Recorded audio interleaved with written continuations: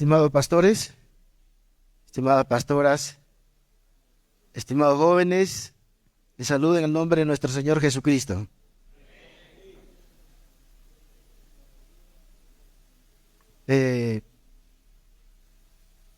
Lo que cantamos se debe reflejar en lo que predicamos.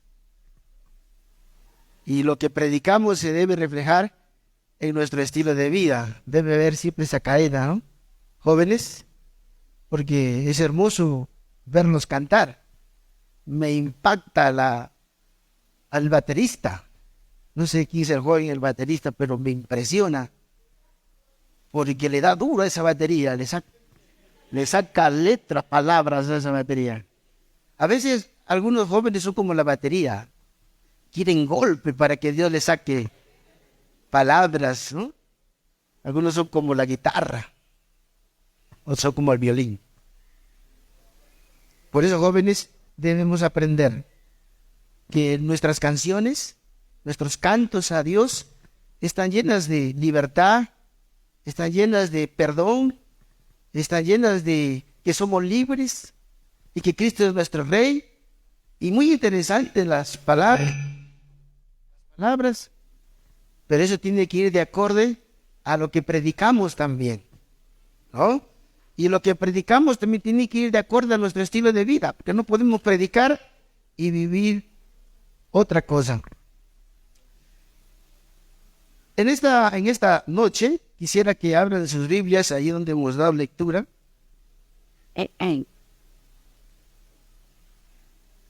Libro de Juan.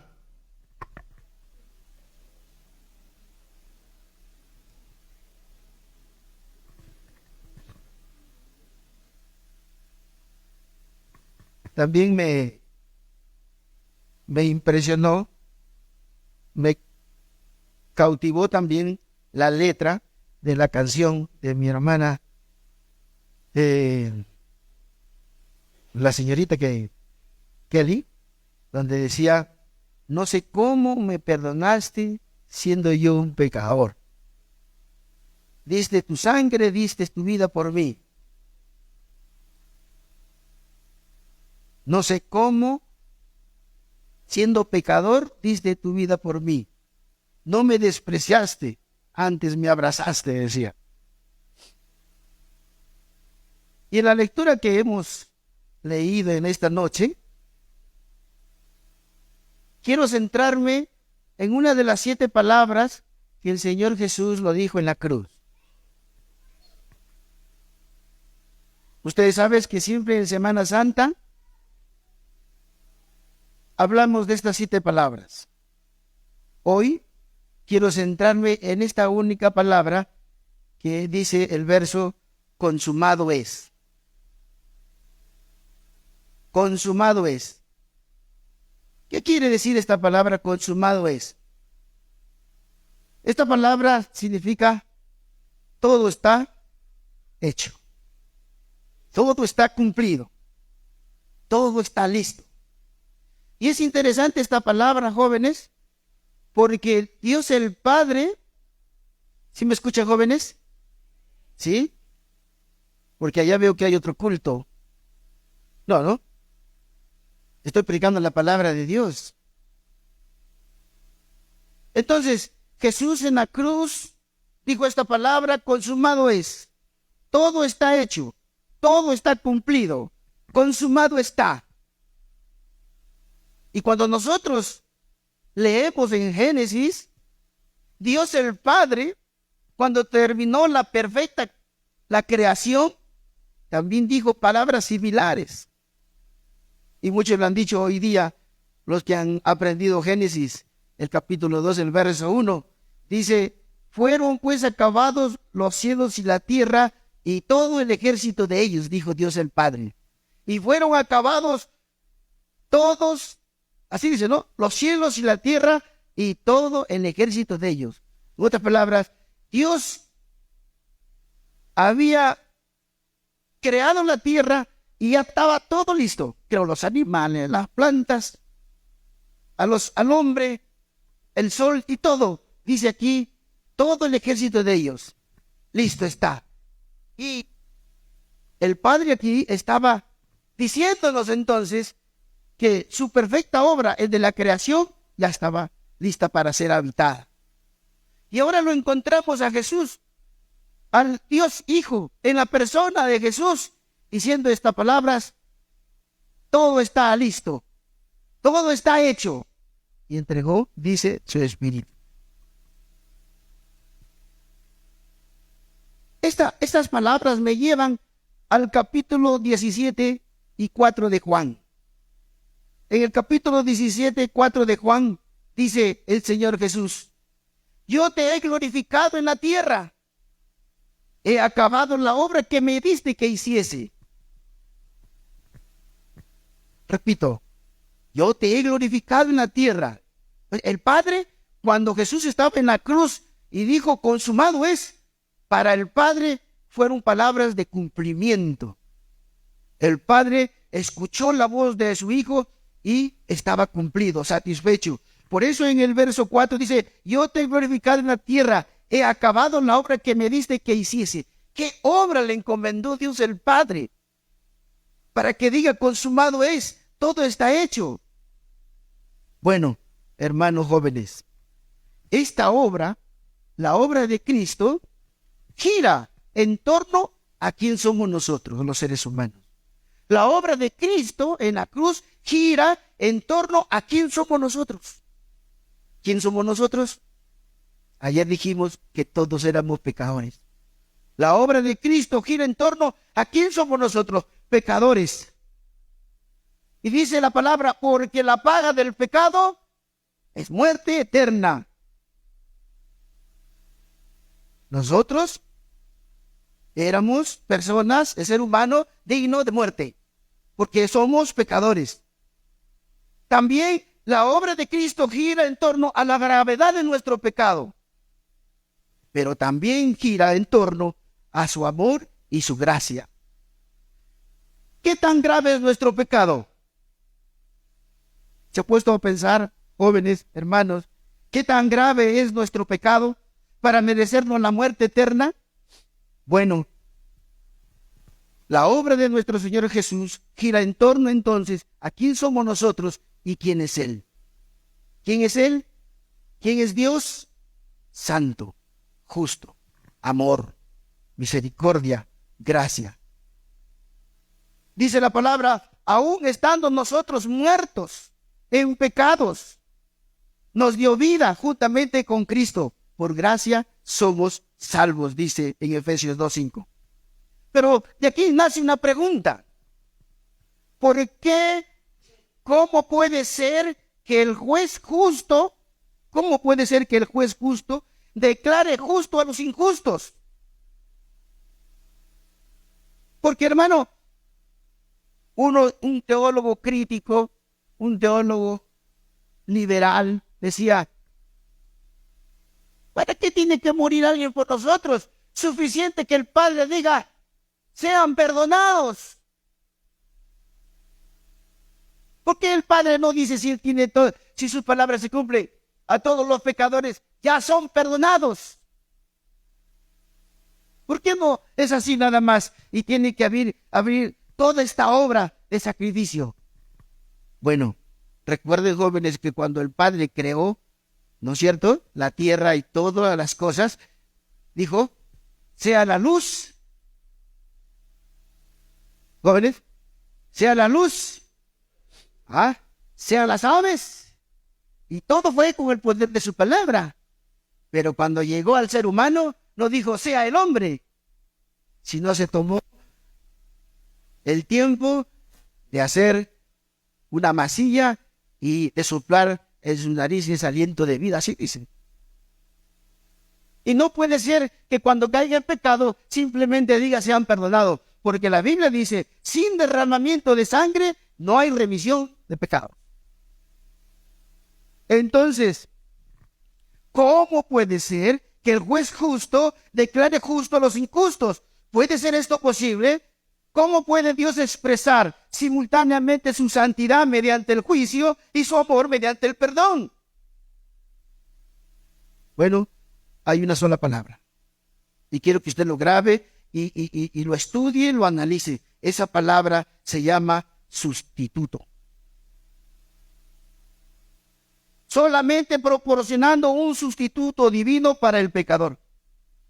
Un sustituto divino recibe el juicio y el pecador recibe el perdón. Repito, el sustituto divino recibe el juicio y el pecador recibe el perdón. Sustituto es la persona que ocupa el lugar de otra, con el fin de sufrir su dolor y la otra librarla de ese dolor. ¿Y quién es ese sustituto? ¿Quién es el que ocupó nuestro lugar? ¿No? Gracias, hija. Dice Romanos 5:8, mas Dios muestra, todos puntos jóvenes, fuertes como varones y jóvenes. Todos 5:8 de Romanos, 1, 2, 3. No, así no, así no. Más fuerte como. A ver, una vez más. 1, 2, 3. Mas Dios.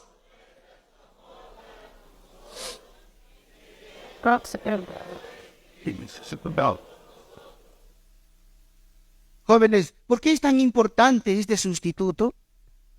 ¿Por qué la persona es de Dios Hijo en la persona de Jesús es tan importante? Porque mire, sin sustituto no hay propiciación. Sin sustituto no hay expiación. Sin sustituto no hay justificación. Sin sustituto no hay redención. Sin sustituto no hay reconciliación. Sin sustituto no hay nada. Por eso nuestro sustituto es Jesús. No se olvide. Y por eso quiero en esta noche compartir así nada más levemente estas palabras. Por ejemplo, propiciación y expiación. Esta palabra, guárdelo en su mente, pregúntele a su pastor, indague, investigue. Esta palabra, propiciación y expiación, siempre van juntas. No se pueden separar. Porque dice 3:25 de Romanos, habla su Biblia. Romanos 3:25. A quien Dios puso como propiciación por medio de la fe en su sangre para manifestar su justicia a causa de haber pasado por alto en su paciencia los pecados pasados. En ese versículo, ahí están estos dos elementos, la propiciación y la expiación. Ahí está escrito. Pastor, entonces, ¿qué es propiciación? Propiciación tiene que ver con apaciguar la ira de Dios. ¿Y qué tiene que ver la expiación? La expiación tiene que ver con la cuestión del perdón. Por eso dice este texto en Primera de Juan 2:2. Y Él es la propiciación por nuestros pecados. Él es la propiciación. Y no solamente por los nuestros, sino también por los de todo el mundo. Y dice en Primera de Juan 4:10. En esto consiste el amor. No en que nosotros hayamos amado a Dios, sino en que Él nos amó a nosotros y envió a su Hijo en propiciación por nuestros pecados. Entonces, les dejo ahí la inquietud, jóvenes, para que usted investigue lo que Cristo fue nuestra propiciación. Esta palabra de la propiciación y la expiación siempre se da como ritos en el templo, como un ritual en el templo. Se da siempre eso. Y puede leer en Levítico también. No me quiero quedar en esa palabra. La segunda palabra es redención. Sin sustituto no hay redención. ¿Han escuchado esta palabra? Hasta en las canciones está que Él nos redimió. ¿Qué significa redención? Esta palabra se usa siempre en el ámbito comercial. Redención significa comprar. Nosotros estamos vendidos en el mercado, en el pecado, y Cristo nos compró. Pero es interesante. Dice en Primera de Pedro 1:18 y 19. ¿Ya? Sabiendo que fuisteis rescatados. ¿Está en su Biblia? Sabiendo que fuisteis rescatados de vuestra vana manera de vivir. Esta mala manera de vivir la recibimos de nuestros padres. Y fuimos rescatados no con cosas corruptibles, como oro o plata, sino con la sangre preciosa de Cristo, como de un cordero sin mancha y sin contaminación. En otras palabras, todos nosotros que creemos en Cristo hemos sido comprados con su sangre. Nadie ha venido por su propia voluntad. Él nos compró con su sangre. Por eso tú, hermano, hermana, jóvenes, le pertenecemos a Jesús. Tú ya no te perteneces. Pertenecemos a Jesús porque Él nos compró con su sangre. Dice en Tito 2:14, quien se dio a sí mismo por nosotros, para redimirnos de toda iniquidad y para purificar para sí un pueblo de jóvenes celosos de buenas obras. Interesante, ¿no? Un pueblo de jóvenes celosos de buenas obras. Y eso son ustedes, jóvenes. Ustedes le pertenecen a Dios, pero para buenas obras, no para estar en el pecado. ¿Sabe? Y hablando de la redención, ¿recuerdan ustedes quién fue Booz? ¿Se acuerdan quién fue Booz? Booz, ustedes saben que él redimió a Ruth, ¿no es cierto? Booz redimió a Ruth. Y Booz, para poder redimir a Ruth tenía que tener 3 condiciones, características para poder redimir. Y Booz es un tipo de Jesús. ¿Cuáles son esas características que tenía que tener Booz? Y le digo para que usted también sepa. Primero, que Booz tenía que tener poder de comprar. O sea, tenía que ser rico, en otras palabras. Tenía que tener dinero. No era cualquiera que redimía. Dice la Biblia, tenía que tener poder adquisitivo. Yo le pregunto, ¿Jesús para redimirnos es rico o es pobre? Nuestro Señor Jesús es rico. Él es dueño de todo. Tiene todo el poder. Todo es de Él. Y por eso Jesús nos compró. Porque Él es rico. ¿Y qué mejor con su sangre? La otra característica de Booz es que tenía que tener voluntad para comprar. Y Booz se enamoró de Ruth y voluntariamente la quiso redimir.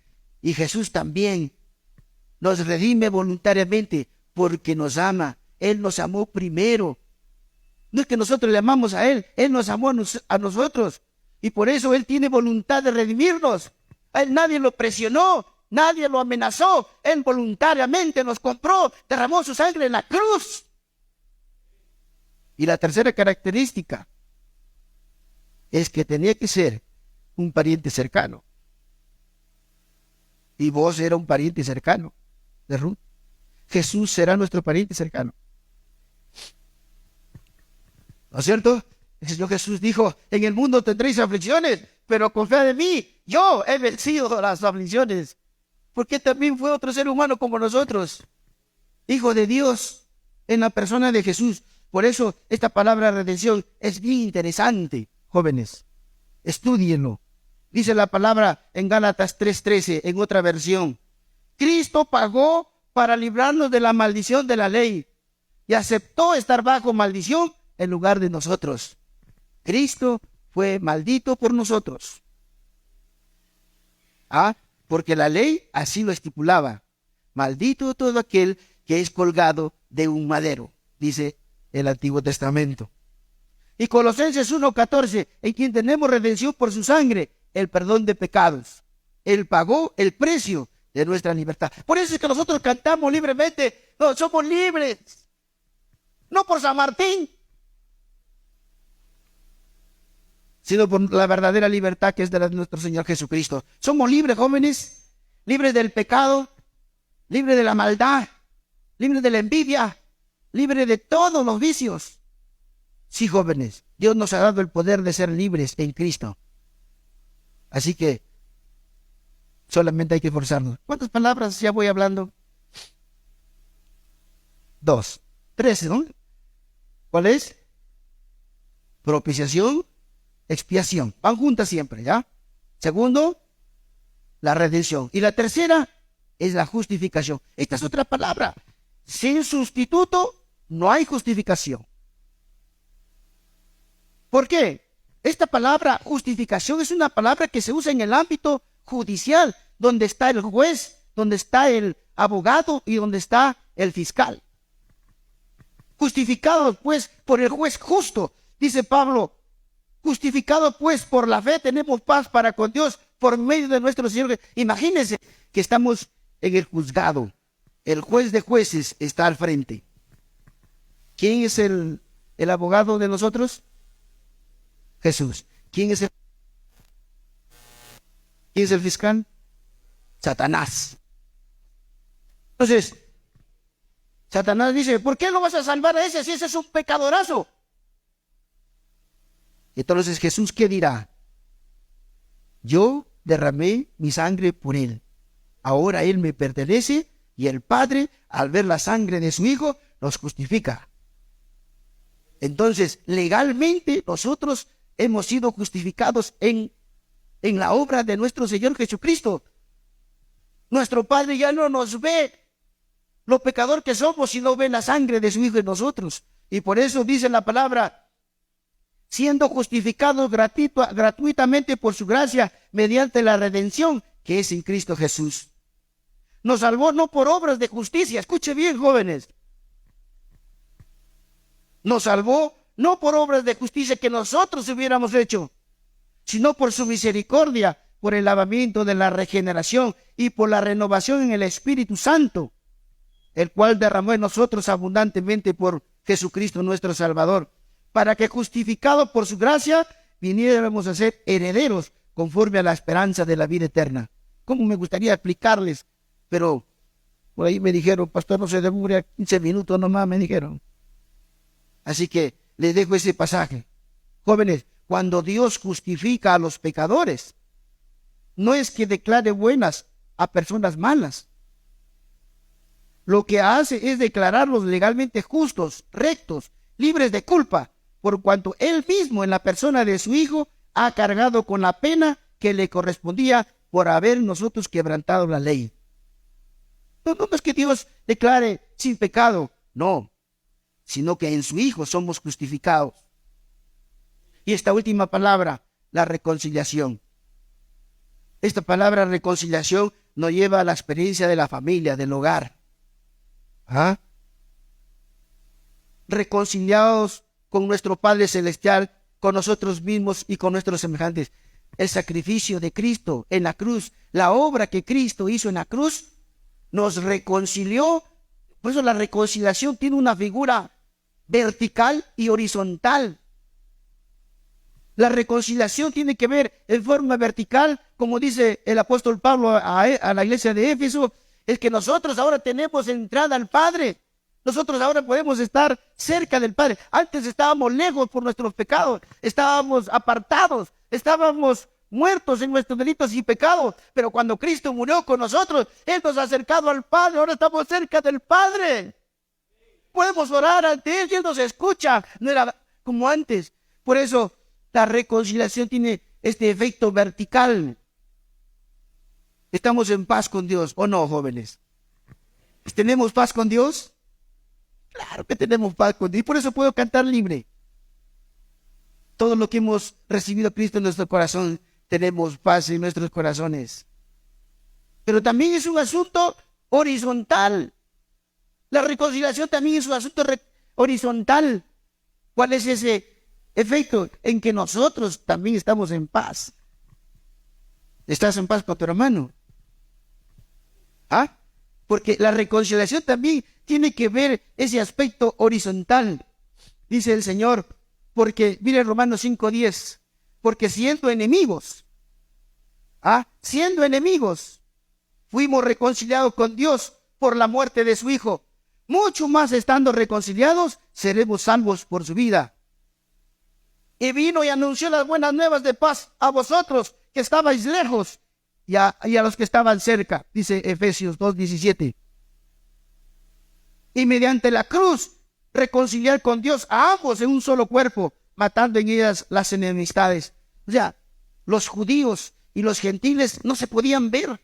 Y la iglesia del Nuevo Testamento, la iglesia del primer siglo, era una iglesia que estaba reunida de griegos y de judíos, de gentiles y de judíos. Y había cierta discrepancia entre judíos y gentiles. Y Pablo los enseña de que en Cristo ya no hay rivalidades. En Jesucristo ya no hay yo soy mejor. En Jesucristo ya no hay esas antipatías que había entre los judíos y los gentiles. Ahora en Cristo Jesús somos una sola persona, una nueva persona. Somos nuevas criaturas.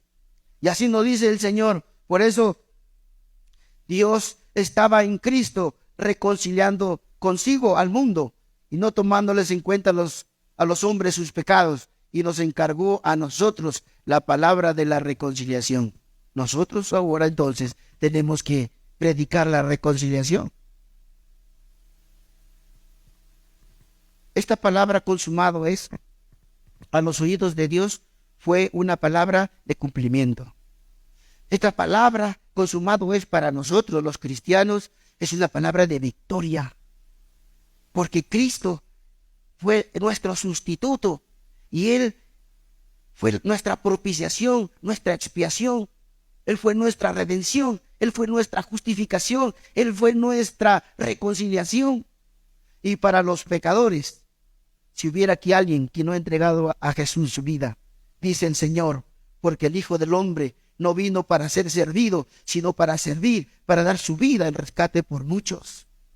Dice el Señor, porque el amor de Cristo nos constriñe pensando esto, que si uno murió por todos, luego todos murieron, y por todos murió, para que los que vivan ya no vivan para sí, sino para aquel que murió y resucitó por ellos. Al que no conoció pecado, por nosotros lo hizo pecado, para que nosotros fuésemos hechos justicia de Dios en él. Hay un solo Dios y un solo mediador entre Dios y los hombres, Jesucristo hombre. Jóvenes, la palabra de Dios es clara. Y yo les he hecho recordar nada más. ¿Sabe, jóvenes? Antes de que el Señor diga estas palabras, consumado es, dijo otra palabra. ¿Se acuerdan? Tengo sed. ¿Qué significa esta palabra, tengo sed? Tengo sed era producto de toda esa dificultad, todo ese trato que tuvieron contra Jesús. ¿No es cierto? Su cuerpo lo molieron y toda esa historia usted no sabe. Pero a pesar de que Jesús dijo tengo sed, pronunció las palabras de victoria y dijo consumado es. Se olvidó del sufrimiento, se olvidó de los latigazos, se olvidó de todo lo que le hicieron. Y él dijo, hijos, consumado es, todo está listo, ustedes ya son libres en Cristo Jesús. Por eso, jóvenes, quiero dejarles este texto. Como siempre les dejo un versículo, espero que lo lean, en Primera de Pedro 5:10. Primera de Pedro 5:10.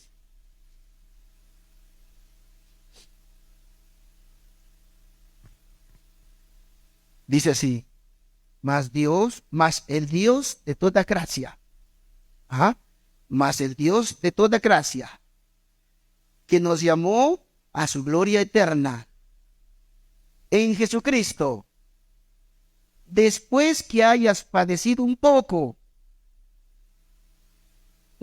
de tiempo, Él mismo os perfeccione, os afirme, os fortalezca y establezca. 4 virtudes de un cristiano. Que nos perfeccione, que nos afirme, que nos fortalezca y nos establezca. Pero sin, como dice acá, sin padecimiento. No podemos. Por eso me gusta el baterista, porque el baterista le da duro, ¿no? Y le saca la...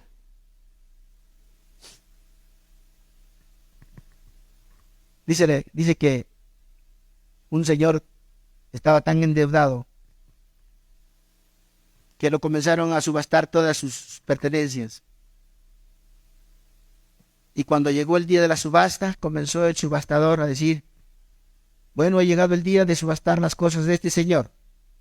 Y dijo, ¿con qué empezamos? Y vio un violín, todo sucio y abandonado. Y dijo, ¿cuántos dan por este violín? Y nadie decía nada. A ver, audiencia, ¿cuántos dan por este violín? Entonces dijo él, ya, ¿alguien da 20 soles por este violín? Y nadie decía nada. Nadie quería el violín. Y por ahí un señor dice, ya, yo doy esos 20 soles. Dijo uno por ahí, ya, pues que nadie quiere, yo voy. Entonces, 20 a la una, 20 a las dos, 20, y se paró el dueño del violín. Espera un ratito, dijo. Y vino, agarró el violín, lo limpió un poquito y comenzó a tocar. Y dice que le sacó notas tan profundas que tocaron el alma de la audiencia y comenzaron todos a llorar. Y después que terminó lo entregó al subastador. Y el subastador dijo, bueno, dijo, ¿cuánto dan por este violín? ¿Alguien quiere dar 200 soles? Yo doy 200. Yo digo, no, yo doy 400. Yo digo, yo doy 500, yo doy 1000. 1000 a la una, 1000 a las dos, 1000 a las tres, lo llevó a 1000. Y la pregunta es, ¿y por qué antes no lo querían? ¿Tú a veces no te has sentido así en la vida? Nadie te quiere. Porque eres gordo, eres flaco, eres alto, pero nadie te quiere en la vida. Pero quiero decirte una cosa. Tú en la mano de Jesús eres muy valioso. Tú en la mano de Jesús, Él puede ser de ti una gran persona. Y lo ha demostrado muchas veces. Porque Él nos redimió, Él nos compró con su sangre. Él fue nuestra propiciación. Él nos perdonó nuestros pecados. Hermano, tenemos que amar a Jesús con toda nuestra fuerza y cantarle cuando nos toca cantar con toda pasión. Y cuando nos vayamos a la casa, no se olvide que Cristo derramó su sangre por ti. Y tú dale tu tiempo al Señor. Ya no lo dediques al diablo ni al pecado. Conságrate al Señor. Consagrémonos al Señor, me incluyo ahí. Porque el diablo anda como gatito. Vamos a orar. ¿Sí? Puesto de pie. Ya terminé. Vamos a orar. Cierre sus ojos. Solo unos minutos nomás. Yo quisiera que usted haga un compromiso con Dios, jóvenes. Porque dice la Biblia que la edad del joven es vanidad. Siempre la vanidad en los jóvenes. Pero seamos jóvenes, me incluyo ahí, seamos jóvenes diferentes este siglo, de este año 2023 y en adelante. Sirvamos a Dios como Él quiere que le sirvamos, pero tienen que estudiar la Biblia. Tienen que escudriñar la Biblia, porque la palabra de Dios nos da vida y vida en abundancia. Padre Santo, Padre glorioso, a ti sea la honra y la gloria por los siglos de los siglos. Padre, tu nombre sea bendito por los siglos de los siglos. Porque tú, sabiendo que éramos pecadores, sabiendo que nos merecíamos la muerte eterna, sabiendo que nosotros estábamos destituidos de tu gloria y de tu gracia, enviaste a tu Hijo, a Dios el Hijo en la persona de Jesús para ser salvos, quien derramó su sangre voluntariamente, siendo nosotros pecadores. Y ahora, Padre, este manojo de jóvenes que están aquí, que han venido a su concentración, que han venido a su evento espiritual, no se vayan como han venido, sino que recuerden que tú diste su vida por ellos. Tú les compraste con sangre. Ellos te pertenecen. Que no den sus miembros al servicio del pecado. Líbralos de todo mal. Ayúdales a ser profesionales. Ayúdales a ser buenos ciudadanos. Ayúdales a ser buenos esposos si alguno es casado. Ayúdanos, Padre, a ser instrumentos tuyos de justicia.